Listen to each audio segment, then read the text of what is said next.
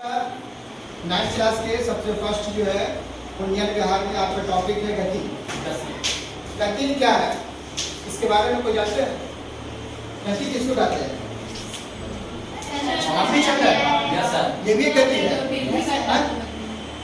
नहीं, उसको मूवमेंट कहते हैं, उसको अलग कहते हैं। गति के मतलब मूवमेंट, मोशन। ठीक है, ये गति है कि नहीं है? हम बोलते कि नहीं, ये भी गति है। अब कैसे है गति में? गति में तो वो गति में नहीं, अभी हम गति में नहीं है, हम भी अभी हम स्टैंड है मतलब रुके हुए, लेकिन ये गति में नहीं, हम भी गति में नहीं है।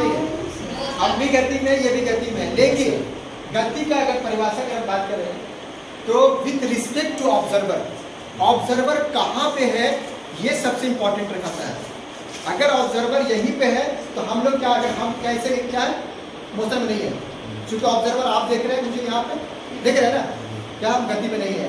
लेकिन यही ऑब्जर्वर अगर चंद्रमा पे है, कोई दूसरे प्लैनेट पे है, तो क्या हमारा पृथ्वी क्या गति कर रहा है ना?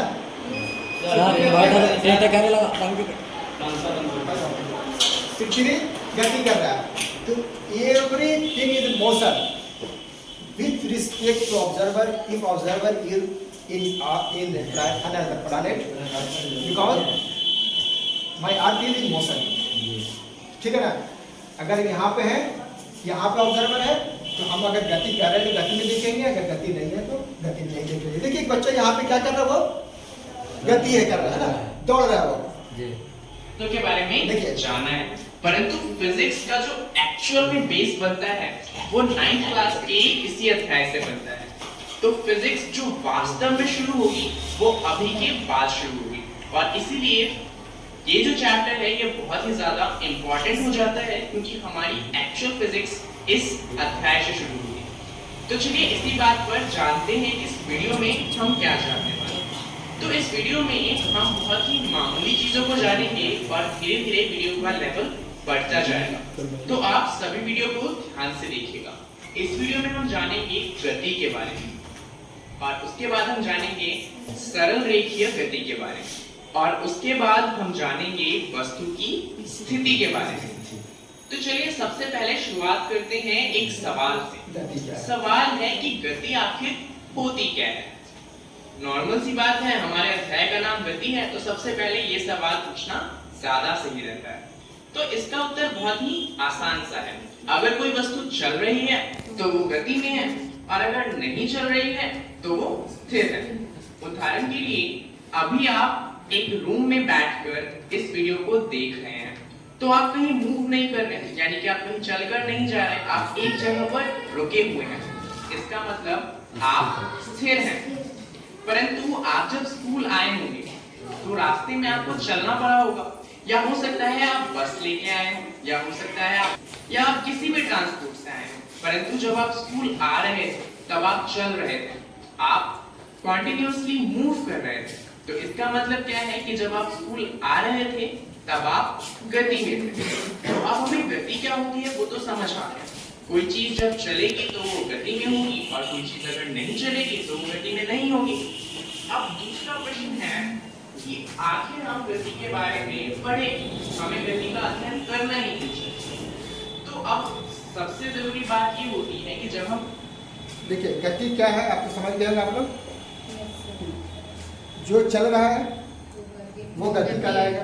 जैसा भी हम लोग देखे हैं वीडियो में कि हम लोग चल कर आए स्कूल पढ़ने के लिए, है ना, तो हम लोग गति करके आए, चाहे साइकिल चला कर आए या तो मतलब जो हम लोग चल कर आए, सब गति में आए। ठीक है, यहाँ पे हम लोग सब बैठे हुए हैं, ठीक है, तो क्या है, सब स्थिर में है ना। ठीक है, अब यहाँ बात होती है गति क्या है, हमें गति का अध्ययन क्यों करनी चाहिए, हर चीज के पीछे कारण क्यों करना चाहिए। तो आगे हम लोग देखते हैं वीडियो में क्या है। किसी चीज को पढ़ रहे होते हैं तो हमें ये जान लेना चाहिए कि उसे पढ़ना जरूरी क्यों है, आखिर उसे पढ़ने से हमें कोई फायदा होगा भी या नहीं होगा। तो गति को पढ़ने से हमें फायदा क्या हो सकता है। दरअसल गति को हमें इसलिए पढ़ना चाहिए क्योंकि गति हर जगह है। अब आप सोचेंगे कि गति हर जगह थोड़ी होती होगी, जहाँ पे कोई चीज चल रही होती होगी सिर्फ वहीं तो होती होगी, पर यही तो बात है। दरअसल इस वर्ल्ड में जितनी भी चीजें हैं ऑलमोस्ट सारी चीजें मूव करती रहती हैं। चलिए बहुत सारे उदाहरण ले लेते हैं। उदाहरण के लिए अगर हम सोलर सिस्टम की बात करें तो यहाँ पर क्या होता है, सूर्य हमारा बीच में होता है और बाकी सारे ग्रह क्या करते हैं, उसके आसपास चक्कर लगाते हैं। तो यानी कि वो सूर्य के आसपास गति कर रहे हैं। सूर्य की छोड़िए, चलिए अर्थ की बात करते हैं। तो अर्थ में क्या होता है, जो हमारा चांद है यानी कि मून, वो अर्थ के चारों ओर चक्कर लगाता है और हर 24 घंटे में एक चक्कर पूरा करता है। सिर्फ मून ही नहीं, अर्थ जो है वो खुद एक तो सूर्य के चक्कर लगा रही है और एक खुद की जगह पर ही एक दिन में पूरा घूम जाती है। तो अर्थ भी हमारी गति में है और हमारा चांद भी गति में है। इसके अलावा जो पानी, देखिए अभी पता है ना कि अगर प्लैनेट पे अगर ऑब्जर्वर जो है अगर कोई दूसरे प्लैनेट से अगर कोई अर्थ को, पृथ्वी को, प्लैनेट को देख रहा है, तो क्या हम लोग सब उसको क्या दिखेंगे, सब गति में दिखेंगे, क्योंकि पूरे अर्थ भी तो घूम रहा है ना, गति में अर्थ है। एक तो चक्कर पूरे सूर्य का लगा रहा है, वो चक्कर परिक्रमा कर रहा है, ठीक है, और अब अपने एक्सिस पे भी अर्थ घूम रहा है ना अपने एक्सिस पे, ठीक है ना। तो सब जो है ऑब्जर्वर अगर दूसरी जगह है, कोई दूसरे प्लैनेट पे है, तो उसको पूरे पृथ्वी पे जितने लोग हैं या जितने भी चीज है सब क्या दिखेंगे, सब गति में दिखेंगे, है ना। चलिए आगे देखते हैं। होता है समुद्रों में जो लहरें आती हैं वो भी गति में होती हैं। उसके अलावा जो हवाएं चलती हैं वो हवाएं भी तो गति में होती हैं, और उन हवाओं के चलने से क्या होता है, जो पेड़ पत्ते होते हैं वो भी मूव करते हैं, तो उनमें भी गति आ जाती है। इसके अलावा जितने भी ट्रांसपोर्ट हैं हमारे, जितने भी वाहन हैं, जैसे कि रेलवे हो गया, हवाई जहाज हो गए, हमारी साइकिल हो गई, बाइक हो गया, कार हो गया, ये सब मूव करते हैं। अब इसके अलावा हमारे घर में जो पंखा है वो मूव करता है। यहाँ तक कि जो हम घड़ी पहनते हैं उसके अंदर जो कांटे होते हैं वो भी मूव करते रहते हैं। अब इससे देखिए, ये एक दीवार है। अब आप सोचेंगे यहाँ पर तो कोई गति होती ही नहीं होगी, परंतु आपने जो पहला चैप्टर पढ़ा होगा मैटर के बारे में, यानी कि हमारे आसपास के तत्व के बारे में, तो उसमें आपने जाना होगा कि सभी चीजें छोटे छोटे कणों से मिलकर बनती हैं और वो कण हमेशा गतिशील होते हैं। यानी कि ये दीवार तो मूव नहीं कर रही, परंतु उस दीवार के जो छोटे छोटे कण होंगे वो आपस में कॉन्टिन्यूसली मूव कर रहे होंगे। तो दीवार तो रुकी हुई है परंतु उसके अंदर भी गति हो रही है। तो आप देख सकते हैं कि गति हर जगह है, इसलिए इसे पढ़ना जरूरी हो जाता है। तो चलिए शुरुआत करते हैं बहुत ही आसान तरह की गति को पढ़ते हुए, जो कि है सरल रेखीय गति। अब सरल रेखीय गति सबसे सरल प्रकार की गति होती है और इसमें होता क्या है कि एक सीधी रेखा में जितने भी गति होंगे हम सिर्फ उनका अध्ययन करेंगे। उदाहरण के लिए अगर कोई ऐसा रास्ता है तो हम इसकी गति को नहीं करेंगे, क्योंकि इसकी गति पढ़ना बहुत ही ज्यादा कठिन हो जाता है और अभी तो हम शुरुआत ही कर रहे हैं। तो इस अध्याय में हम सिर्फ सरल रेखीय गति की बात करेंगे। तो अब तक हमने क्या किया, हमने गति क्या होती है वो समझ लिया और हमें सरल रेखीय गति पढ़ना है ये जान लिया। अब गति को समझने के लिए कुछ चीजें होती हैं, हमें उन्हें पहले समझना पड़ेगा। जैसे कि पहला होता है वस्तु की स्थिति। तो वस्तु क्या होता है और उसकी स्थिति क्या होती है, हमें ये समझना है। तो वस्तु की स्थिति किसी वस्तु का स्थान दर्शाती है। यानी कि मान लीजिए आपका घर है और आपके चाचा आपके घर पे घूमने आने वाले हैं, परंतु दिक्कत ये है कि उन्हें आपका घर कहाँ पे है ये पता ही नहीं। तो अब क्या होगा, वो आपसे पूछेंगे कि बेटा बताना आपका घर कहाँ पे है। अब मान लीजिए आप बोलते हैं उन्हें कि चाचा जी मेरा जो घर है ना वो 5 किलोमीटर दूर है। तो क्या चाचा जी आपके घर पे आ सकते हैं? वो पहले सोचेंगे 5 किलोमीटर दूर है, फिर सोचेंगे कहाँ पे जाना है 5 किलोमीटर, कंफ्यूज होके आपको फिर फोन मिला देंगे, क्योंकि आपको बताना पड़ेगा ना कि आपका घर 5 किलोमीटर दूर कहाँ से, रेलवे स्टेशन से 5 किलोमीटर दूर है, या फिर हवाई अड्डे से 5 किलोमीटर दूर है, या फिर हो सकता है कोई फेमस मार्केट हो वहां से 5 किलोमीटर दूर हो। अब आपके चाचा को सपने तो आएंगे नहीं कि वो कहाँ से दूर है, तो वो आपसे फिर फोन मिलाएंगे और पूछेंगे कि बेटा 5 किलोमीटर दूर तो है, परंतु ये बता दो कि कहाँ से 5 किलोमीटर दूर है।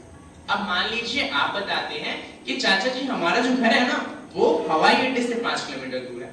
तो अब चाचा जी को पता चल गया कि हवाई अड्डे से 5 किलोमीटर दूर जाना है, परंतु उन्हें अभी भी ये नहीं पता कि किस डायरेक्शन में जाना है। हवाई अड्डे से तो किसी भी तरफ 5 किलोमीटर दूर जा सकते हैं, जरूरी थोड़ी है कि आपके घर की तरफ ही आए। हो सकता है वो इस तरफ चले जाएं, हो सकता है नीचे की तरफ चले जाएं, या हो सकता है कि आपका घर जिस तरफ है उससे पीछे की तरफ 5 किलोमीटर चले जाएं। तो ये इंफॉर्मेशन जो है ये भी पूरी नहीं है। तो अब आपको क्या बताना पड़ेगा कि 5 किलोमीटर दूर तो है बट कहाँ से है। तो चाचा जी आपको फिर से फोन करेंगे, बेटा मुझे समझ नहीं आ रहा रास्ता कहाँ है, जरा ढंग से बता। और इस बार आप क्या करते हैं, आप उन्हें बताते हैं कि उत्तर दिशा में 5 किलोमीटर आगे आपको आना है और आपका घर आ जाएगा। अब चाचा जी क्या करेंगे, वो हवाई अड्डे पे उतरेंगे, वहां से उत्तर दिशा की ओर घूमेंगे और वहां से 5 किलोमीटर आगे आ जाएंगे और आपके घर पे पहुंच जाएंगे। अब इस कहानी को आपको अच्छा लगा हो या ना लगा हो, यहाँ पे हमें दो चीजों का पता जरूर चल जाता है। ये दो चीजें क्या हैं, चलिए देखते हैं। पहला तो हमें पता चलता है कि किसी वस्तु की स्थिति को बताने के लिए हमें एक निर्देशक बिंदु की आवश्यकता होती है। जैसे कि हमने उदाहरण लिया था हवाई अड्डे का, इसे कहा जाता है मूल बिंदु, जहां से भी हम किसी भी चीज का स्थान बताते हैं। दूसरा हमें चाहिए होता है दिशा की समझ, कि आखिर जो हमारा निर्देशक बिंदु है उससे जो हमारा एक्चुअल स्थान है वो किस दिशा में है। तो इन दो चीजों से हम किसी भी वस्तु की स्थिति को, देखिए बच्चे, सरल रेखीय गति की हम बात कर रहे हैं। सरल रेखीय गति मतलब अभी पिक्चर में देखे हैं कि एक सीधी रेखा में जो गति कर रहे हैं उसको एक सरल रेखा गति कहते हैं, है ना, एक सिंपल मोशन कहते हैं उसी को। तो उसके लिए अभी एग्जाम्पल कितना अच्छा बताया उन्होंने कि अगर सिर्फ हम बता दें कि सरल रेखा में गति कर रहे हैं, तो आप किसी वस्तु के स्थिति को मालूम करने के लिए उसका स्थान बताना जरूरी है। बताए ना वहाँ पे, तो उसके घर पहुँचना है, अगर आपके घर पहुँचना है तो आप सिर्फ बता दें कि भाई वहाँ पे आप 5 किलोमीटर हमारा दूर है इससे, लेकिन ये 5 किलोमीटर कहाँ से है, किससे है, तो ये एक ऑरिजिन का पता चलता है इससे कि हमारा ऑरिजिन कहाँ है। ठीक है ना। दूसरी चीज डायरेक्शन, 5 किलोमीटर जो दूरी है वो कहाँ से दूरी है, वो रेलवे स्टेशन से है, बस स्टैंड से है, या कहाँ से है, दैट इज कॉल्ड डायरेक्शन बताना भी जरूरी है, तभी पहुंच पाएंगे वहां तक का। तो ये सरल रेखीय गति में हम लोगों को दो चीज का ये बिंदु को मालूम पड़ा। एक क्या है कि स्थिति को बताने के लिए हम एक निर्देश बिंदु की आवश्यकता होती है, जिस बिंदु को ऑरिजिन भी कहते हैं, उसी को क्या कहते हैं, मूल बिंदु भी उसी को कहते हैं, ऑरिजिन। ठीक है ना, याद रखना है। अभी हम लोग जब सरल रेखा गति स्टार्ट करेंगे, जब ग्राफ देखेंगे तो वहाँ ऑरिजिन 0 स्टार्ट करेंगे, ऑरिजिन से वहाँ से कोई गति स्टार्ट होगी। ठीक है, और किस डायरेक्शन में जाएगी उसका जो है दिशा की समझ भी इंपॉर्टेंट है, तभी जो है हमारा ये पता चलेगा कि हमारा सरल रेखीय गति किस डायरेक्शन में जा रहा है। ठीक है, ओके, आगे देखते हैं, बता सकते हैं। चलिए इसे ज्यादा अच्छे से समझने के लिए एक और उदाहरण लेते हैं। और क्योंकि आजकल क्रिकेट चल रहा है,